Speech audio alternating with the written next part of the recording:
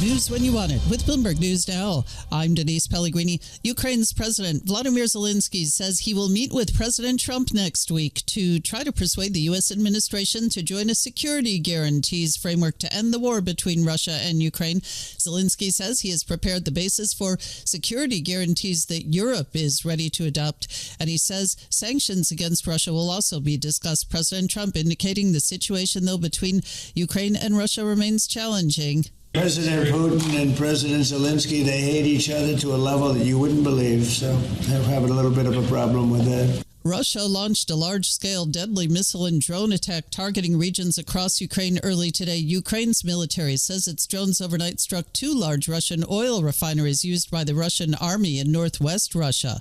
A cyber attack on the electronic check-in systems at airports, snarling travel at major European airports today. Bloomberg's William Wilkes in Frankfurt. There were quite a few delays this morning as the airports tried to find alternatives to these self-check-in desks. So they were manually checking in passengers at the normal desk, which led to queues and some delays. Although I hear from the airline Lufthansa that flights are now operating normally. But I think it's quite serious because what it shows is how vulnerable pan-European travel can be to things like cyber attacks hitting key systems. And Wilkes says Heathrow, Berlin, Brussels, and others are among those where passengers have been delayed because of the cyber attack on Collins Aerospace. Security is being beefed up ahead of tomorrow's funeral for Charlie Kirk, held at the Cardinals Stadium in Glendale, Arizona. President Trump expected to attend the funeral for the murdered conservative.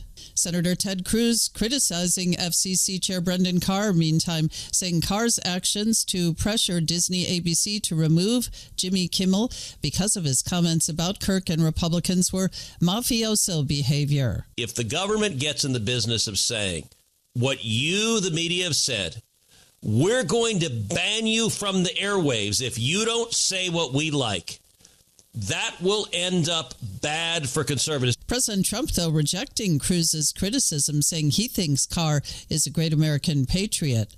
Tech companies are scrambling to figure out what President Trump's new visa policies mean for businesses. The president has introduced a $100,000 application fee for the H-1B visa program and also a Trump Gold Card visa program for $1 million. Bloomberg's Hadriana Lowenkron says program is controversial even among Trump supporters. That's something that people like Elon Musk, an ally of his, Vivek Ramaswamy, these are people who have, voiced support for that program.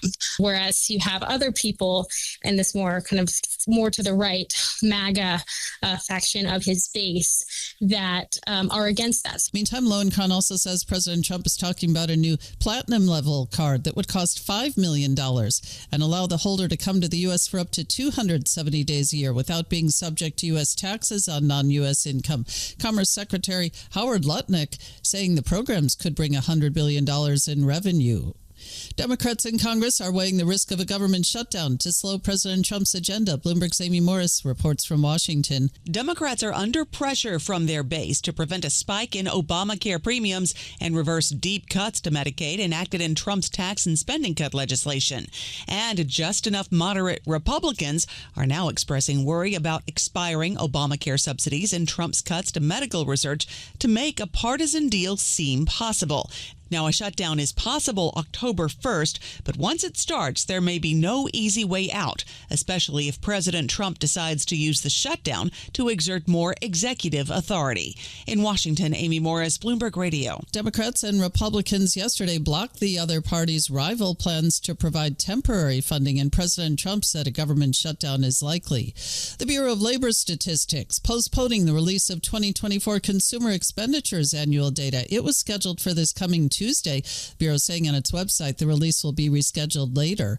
Rally on Wall Street continued with new record highs for U.S. stocks yesterday. Nimrit Kang, chief investment officer at North Star Asset Management, surprised at all the upside momentum. We had called for a little bit of breather, consolidation. We've been sitting on the sidelines with some of the ideas that we want to take positions in, but we haven't had that opportunity with the market making all-time highs basically every day. Kang there on the Bloomberg Surveillance podcast, which you can download wherever you get your podcasts. President Trump says China's leader Xi Jinping has given a thumbs up to the sale of TikTok's U.S. operations to U.S. investors. China's state-run media, though, taking a more muted tone on that. President Trump says he'll meet China's leader Xi Jinping on the sidelines of the upcoming APEC summit next month. And do you want your inheritance now? Experts are seeing an upswing in elder financial abuse as millennials deal with cost of living pressures. And according to a report in Bloomberg, other millennials with inheritance impatience are pressuring parents to stop spending or